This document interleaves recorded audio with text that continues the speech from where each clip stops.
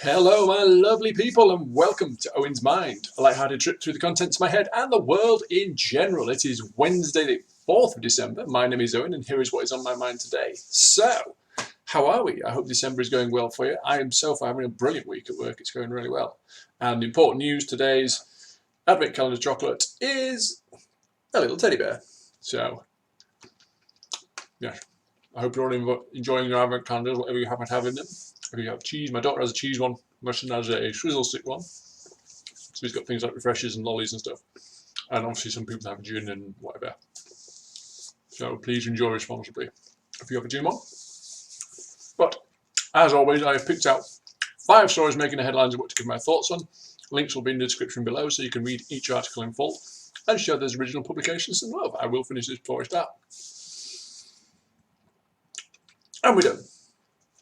So without any further ado, let's get into story number 1. And story number 1 today comes to us from BBC News. So yes, Peloton exercise bike ad mocked as being sexist and dystopian. So this from BBC News. A Christmas advert from the exercise bike company Peloton has been widely mocked on social media as being sexist, out of touch, and even dystopian. So the ad, which has been viewed more than 1 million times on YouTube, sees a woman receive an exercise bike for Christmas from her husband. She then records her workouts for the following year in a vlog and presents it to him as a way of saying thank you. A year ago, I didn't realise how much this would change me, she says. The criticism was not the company's shares, which closed more than 9% lower on Tuesday. Peloton was not immediately available to comment after being contacted by the BBC. So Peloton sells fitness equipment with bikes priced at more than $2,000 fitted with touchscreens, and users then purchase a subscription to access classes live streamed on demand. The New York-based company released the ad on the 21st of November, but criticism on social media has increased markedly in recent days. Some people complained it was sexist for a man to give his wife an exercise bike for Christmas, as it suggested he wanted her to lose weight. Others noted that despite claims the bike has changed her, the already slim actress who plays the main character looks exactly the same. Some also said the ad had a dystopian vibe and compared it to a horror film. Comedy writer Jess Dweck wrote on Twitter, "The only way to enjoy that Peloton ad is to think of it as the first minute of an episode of Black Mirror." So that is a brilliant episode. It stars the fantastic Daniel Kaluuya. If you've not seen it, so it's not a movie, it is a TV series. It's a Black Mirror episode. It's really good, and you have to pedal to earn credits to, to eat and to live in this weird dystopian society. So I can kind of see where they're coming from. To date, the firm's Twitter account has not weighed in on the debate, but it's turned off comments on the YouTube video of the ad. It's not the first time Peloton's appeals to bias have been spoofed. Clue Hayward, a Twitter personality in Arizona, criticised the company earlier this year by suggesting the way it staged its adverts was absurd. He said, "Love putting my Peloton bike in the most striking area of my ultra-modern $3 million house," he wrote. He offered his take on the most recent commercial as well, describing it as an account of a 116-pound woman's year-long fitness journey to becoming a 112-pound woman. So, yeah, they've kind of come under fire a little bit, and I get it. Number one, yeah, the whole kind of, my husband has bought me an exercise bike for Christmas. So, yeah, the context obviously is very important. You could easily say, well, leading up to this advert, the bit we actually see, she could have been saying all year that she wanted to get one of these bikes, and he's bought this gift and all this stuff. We don't get that from the advert. An advert is a very brief little snippet into someone's life. So just saying, here's a bike, wife, there is shades of it going, yeah, I'd prefer you for a bit fitter. So, yeah, and then, again, the woman in the advert, it's an advert. They're going to use, models and this kind of thing. But, for Peloton, how brilliant would an advert be if last Christmas, supposing there was a competition ran last November, and the prize was, everyone entered, and the prize was 10 Peloton bikes, and they handed them out. And then this Christmas, they showed the results those people had gotten. And said, we gave this, it was a gift last Christmas. In 1 year, these people have done this, they've achieved this, and have a little testimonial, their fitness is this, and you could have guided them through the year and, and made sure they stayed on track and all that kind of supported them. And it's like, real customers, this is what they did in a year. This is what you could do too if you own this bike. But the fact they used advertising people, so they used the model who didn't need to lose weight, and, like the guy mocked her, she's probably lost 4 pounds in this year-long journey. Yes, you can argue a cardiovascular fitness is not a visible thing, so she could be far fitter without having to lose any weight. But yeah, the thing is, these days, you've got to be so careful. And what an opportunity now, because every advertising and TV and movie and everything, they need to be more aware of the gender roles are changing, and and same-sex couples and this kind of thing, and the kind of husband to wife kind of, here we go, wife, here, have an exercise bike. It seems a little outdated, if nothing else. So yeah, anyway, there we go. We'll see what happens with that one. Second story, number 2, BuzzFeed News. This is horrendous. Police officer was caught on his body cam allegedly fondling a dead woman's breasts. So yeah, this comes from BuzzFeed. A Los Angeles police officer is under investigation after his body camera caught him allegedly fondling a dead woman's breasts. It's horrible. So Los Angeles police spokesman Josh Rubenstein told BuzzFeed News the officer had been placed on leave and an administrative investigation has been initiated into reports that he inappropriately handled or touched a dead body. The incident occurred when the officer, who has not been identified, and his partner responded to a call about a possible dead woman in a residential unit, the Los Angeles Times reported. When his partner left the room, the officer turned off his body cam and allegedly fondled the woman's breasts, according to the Times and KABC TV, which cited police sources. The alleged incident was reportedly recorded because the cameras have a continuous 2-minute buffer. We are going to look at all the evidence, Rubenstein said. We are going to review body-worn video. We're going to talk to witnesses. He declined to comment further, citing state law about personal investigations. Meanwhile, the Los Angeles Police Protective League, the union that represents sworn officers in the department, called the reports extremely disturbing. If this allegation is true, then the behaviour exhibited by this officer is not only wrong but extremely disturbing and does not align with the values we as police officers hold dear. And these values include respect and reverence for the deceased, the union said in a statement. This behaviour has no place in law enforcement. So, yeah, first and foremost, yeah, these cameras, they have a 2-minute buffer precisely for this kind of thing. If there is any incident involving the police where they come under scrutiny, it's so something cannot happen. They can then turn their cameras off and get their story straight and turn it back on. So they buffer for 2 minutes. This officer obviously wasn't aware of that. So he thought his partner left the room. He thought the camera was off. So although at this point I will say it's only alleged, but that to me is damning evidence. The fact that he turned it off says to me he was intending to do something he didn't wish to be seen. But buffers for 2 minutes, and they've now got a footage of him allegedly fondling a dead woman's breasts, and it's just a horrible story, and you're like, oh, what? The thing is, the police, they are anybody. This is a horrible story. Police are the ones we hold to that standard, a higher standard than the rest of us, because we expect a level of professionalism. And in America, police have been given a bit of a kick in recently in the media because of some of their actions in regards to shootings and this kind of thing. This is the last thing they need. So it's like, not only do they make you dead, they now abuse you once you're dead. So yeah, I will point out 99.9999% of officers do a wonderful job, and they do protect and serve, and they do what they signed up to do. But you don't hear about all the great ones. You hear about the bad ones. The bad ones are newsworthy. People doing their job is not news. People not doing their job, that's news. So, let's not tar them all with the same brush, but this is just horrible. If the officer is found guilty, I hope he receives an appropriate sentence and that his fellow officers, decry this kind of behaviour, because just horrible. Anyway, let's move on. So this next one, CNN Business, this is a follow-up to one I did a couple of weeks back, or I think maybe a month or two back. So Elon Musk testifies that pedo guy tweet was meant to be an insult, not a statement of fact. Yeah, so again, CNN Business. Tesla CEO Elon Musk lashed out and called one of the rescuers of the boys' soccer team trapped in the Thai cave pedo guy because he felt insulted by the man. That was what his lawyer argued on Tuesday, as Musk testified in a defamation suit brought by the rescuer. So this is the basis of the story last time. July 15th, 2018, Musk tweeted pedo guy in reference to Vernon Unsworth, one of the people involved in the Thai cave rescue that saved 12 boys and their soccer coach that same month. Musk took to the stand for about 4 hours in the Los Angeles courtroom on Tuesday and argued that he did not intend the words pedo guy to be a statement of fact, but rather an insult after Unsworth provoked him.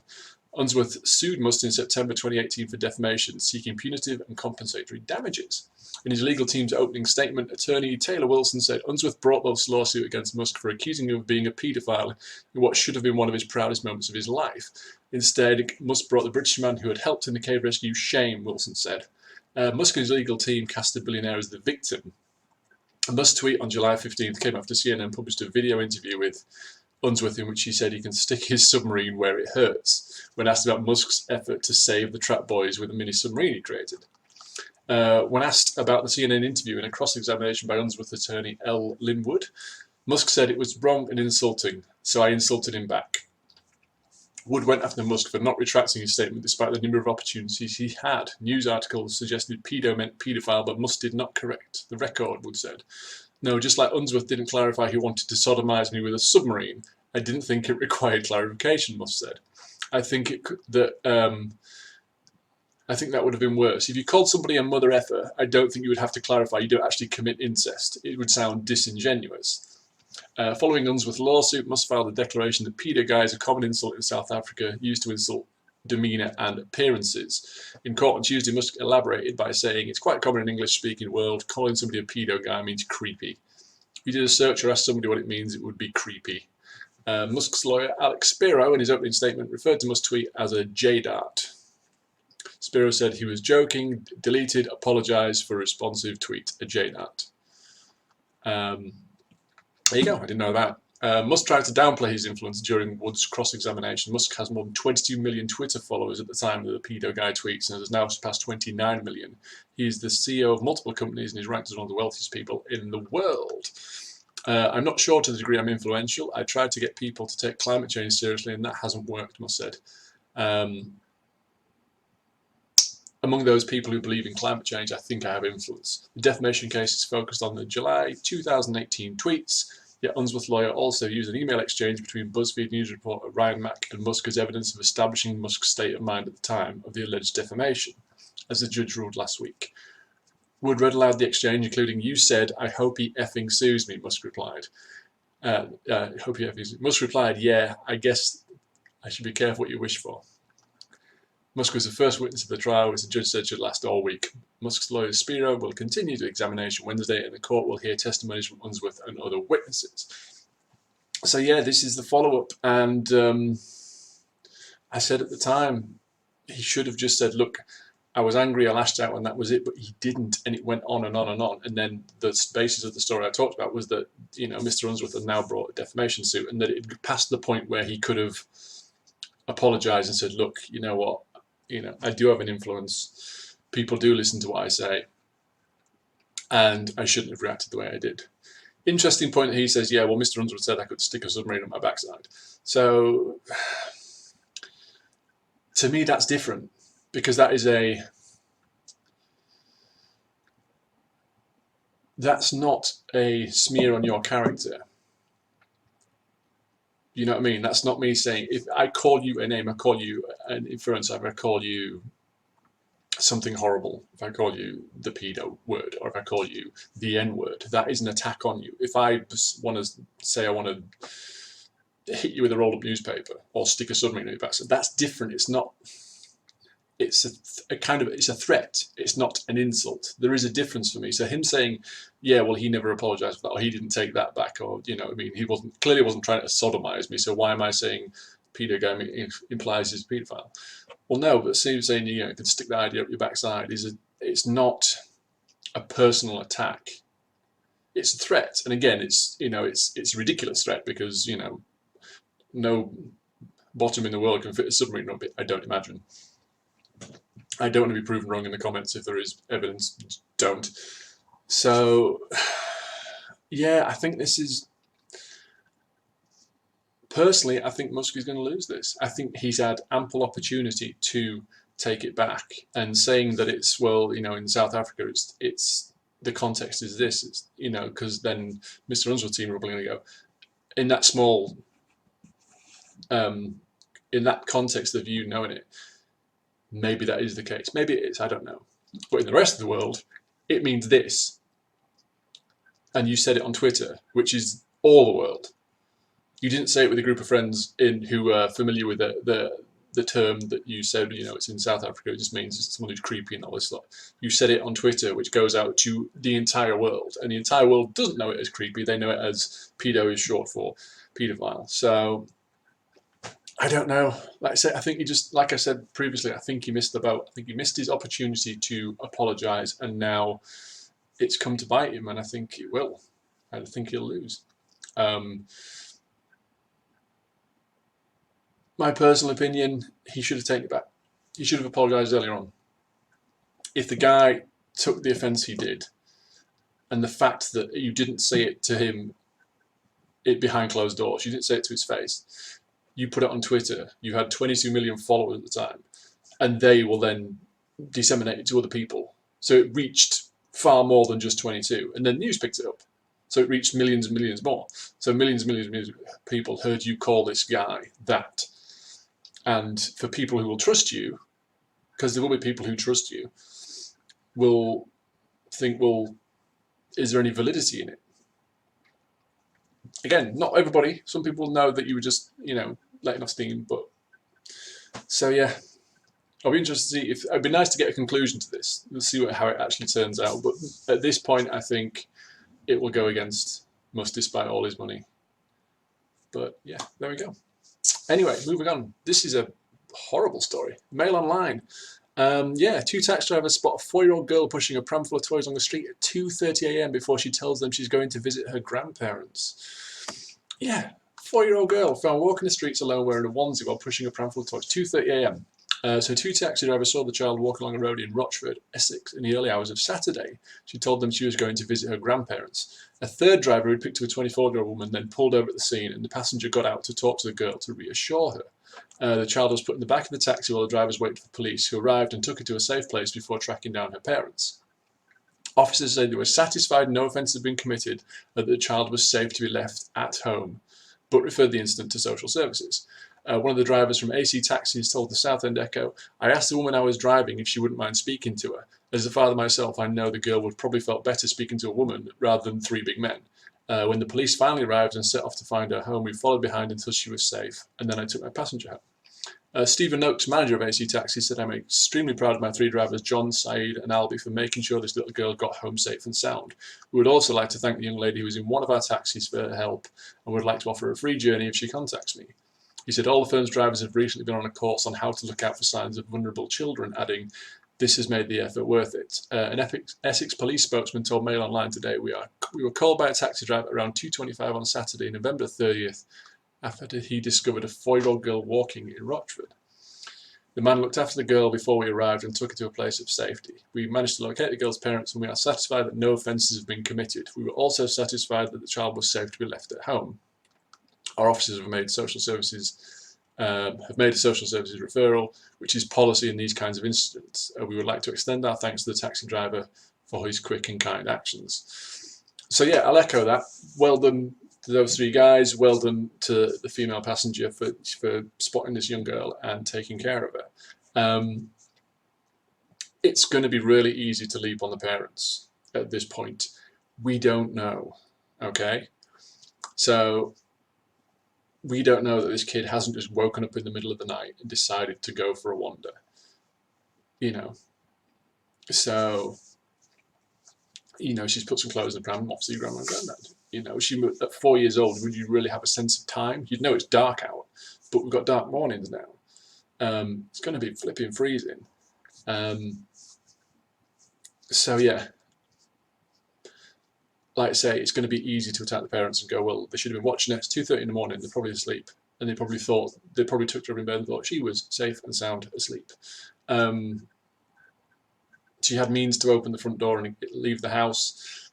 Yeah, again, that could be certainly something they need to look at in future if this is going to be a repeat incident, potentially. The fact that the police went around and said, look, we believe she's in no danger at house, she's safe to be left there, but social services are going to come in, and social services will hopefully come in and find out the circumstances and say, well, in future, if she's going to start walking about in the middle of the night, you need to make sure she can't leave the house. You need to tell her that if she's up and awake and aware, that she should come and wake you guys up before she does anything like this again. So The main point of the story, the good thing is, this child is now safe and sound, because had these people not passed, who knows? You know, it's 2:30 in the morning. I don't know if it's a well-lit street. She could have tripped, she could have fallen, she could have got hypothermia, anything could have happened, but it didn't. So small mercies and all this lot, and hopefully now that it's been highlighted, this will never happen again. But again, well done to these three guys. I'll just give you their names again. What was his name? So John, Said, and Albie, and also the passenger. Well done for, you know, stepping in and recognising this little girl needed assistance and providing it. So brilliant, well done.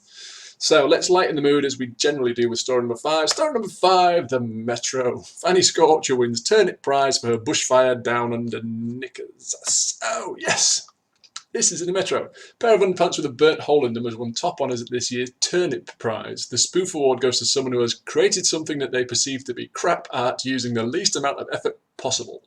Fantastic, my kind of art. The gong went to Bushfire Down Under by an artist called Fanny Scorcher.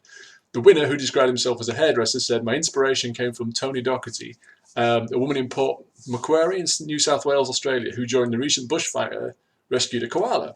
I am singed with excitement and have always had a burning desire to win this prestigious award." The 69-year-old from Somerset dedicated the award to Miss Docherty, and Ellenborough Lewis, the koala who later died from his injuries. Oh. Organiser Trevor Prudhoe said this year's award attracts more than 100 entries. "I am delighted with the lack of effort taken to create this work," he said. This year's event attracted a record total of 107 entries. It's fantastic that Fanny has won. He clearly has what it takes to be recognised in the modern art circles and will be remembered in art history for no time at all. I believe that over the last 21 years, the artists entering the Turnip Prize have created by far better works than Alex Farquharson and the Tate Britain Gallery could ever wish to exhibit. The Turnip Prize pokes fun at the modern art's most important award, the Turner Prize. Began in 1999 as a response to Tracy Emin's Unmade Bed, which was exhibited at the Tate Gallery that year. Winners of the competition, organised by a Somerset pub, receive an actual turnip attached to a wooden base. So, yes. We love stuff like this in Britain. We have mock awards. Like in America, they have the Oscars, and then you have the Razzies, and so it's basically poking fun at it. But this Turnip Prize is poking fun at, you know, the pomposity and of the Turner Prize in modern art. Now, full disclosure, for me, modern art is completely lost on me. For me, I appreciate art. I'm not a huge fan, but I can look at a painting or a sculpture and say, that took skill, that took imagination, and I appreciate it. A lot of modern art doesn't do that for me, and this was created in response to Tracy Emin's Unmade Bed, which, if you're not aware, is, Google it, it's an unmade bed, and it won the Turner Prize, and it was, you know, there's all kinds of deep meanings behind it. There's a glass of water on a shelf called Oak Tree, and the artist says, well, I'm saying it's an oak tree, who's to say I'm wrong? And things like that, and so it's just a response. It's a bit of a pushback, and they take it as completely tongue-in-cheek. And yeah, if you look at the article, there's some other entries on there. Yeah, it's just a bit of fun and fair play. Well done to Fanny Scorcher on your victory. May it long be remembered. So that's it, guys. The links to all the stories I've discussed can be found in the description below, so feel free to go and check them out. Let me know what you think about this video and tell me, what would you create to try and win the Turnip Prize? What would be the least amount of effort you could put into an artwork to try and win that prize? Answers in the comments, please, along with any thoughts you'd like to share. These were mine. They're not necessarily important. They are not necessarily right or wrong. They're just what was on my mind. So until next time, bye for now.